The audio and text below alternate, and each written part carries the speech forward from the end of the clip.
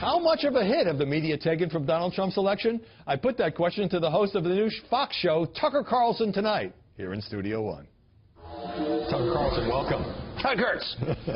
After a campaign in which the media repeatedly told us Donald Trump couldn't win the nomination, he clearly wasn't going to win the general election, what is the state of media credibility today? Well, it's very low, and not just the media, but the paramedia, you know, all the experts who go on television to tell you. The experts, the talking heads, the bloviators? The pundits, the consultants, all the people who miscalled this election from day one really ought to be ashamed of themselves, because the truth is a lot of what they told us was social science, numbers-based analysis, was just advocacy. They were lying, they had strong preferences, and they allowed those preferences to color their interpretation of what was going to happen. I mean, look, that's a human thing, that's a natural thing, but they're not admitting it, which is infuriating. What about the New York Times? Donald Trump went to the newsroom on West 43rd Street for an interview. What do you think the Times...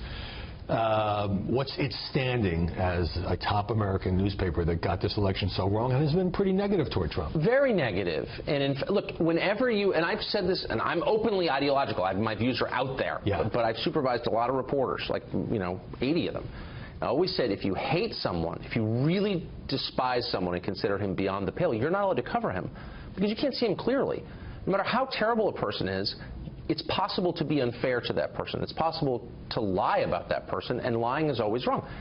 They kind of forgot that, and they decided there's nothing you could say about Trump that was out of bounds. I mean, they wrote a lot of accurate things about Trump that were unflattering, but they also wrote things that were disproportionate, that were untrue, and they devalued their own credibility in the process. And it makes me sad as a lifetime daily reader of the New York Times to see what they did to themselves. Now, as you say, you've never made any bones about being conservative. There must be things in which you disagree with Donald Trump, because he didn't run as a standard litmus test for blue conservative. He also beat, in this election, the conservative press, particularly the National Review and the Weekly Standard, and some of the commentators on Fox. He denounced them by name, and he won.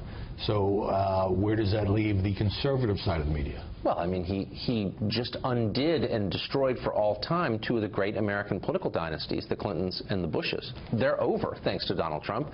I think he's discredited or allowed the liberal press to discredit itself, and I think he also overturned a lot of the conservative establishment here in Washington, and not just the publications, but also the think tanks, which are a huge part of our culture here, of conservative culture and DC culture, and he basically made them irrelevant, or forced their irrelevancies to become public in a way they hadn't been before. I don't know what the future looks like. I will say this, and we're talking about this in a commercial break, and this does bother me. If you're worried about the rise of irresponsible media, fringe media, the press, the New York Times, the Washington Post, NBC News, CNN, have all but guaranteed their rise by their own, I think, completely irresponsible coverage of this election. We need some unifying force in the press, I would say, some outlet that all of us acknowledge is kind of accurate, kind of trying hard to be fair. And there are fewer and fewer of those. And so what are you going to get in their place? You're going to get openly partisan, sometimes inaccurate news organizations that don't really serve anybody's interest.